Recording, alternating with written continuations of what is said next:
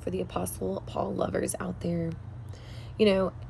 We look at his life and we know he messed up, and we know we can find some identification and some comparison in the way that his flaws were. I'm a big King David fan too, because they messed up so royally and God's grace still covered them. Last night, our pastor took us in the book of Acts, and I was kind of reading ahead because I was so interested.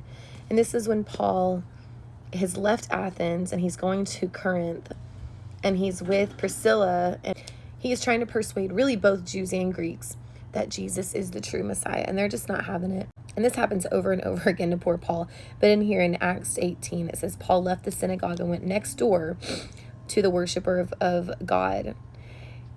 And, I'm sure he was so frustrated because, when we're called to do a mission for Christ, when we're going and we know God's called us to something, I think a lot of times we falsely convince ourselves it's going to be peaceful and it's going to be simple. And it's like, well, if God opened the door, it's just going to be green light, green light. That's true sometimes.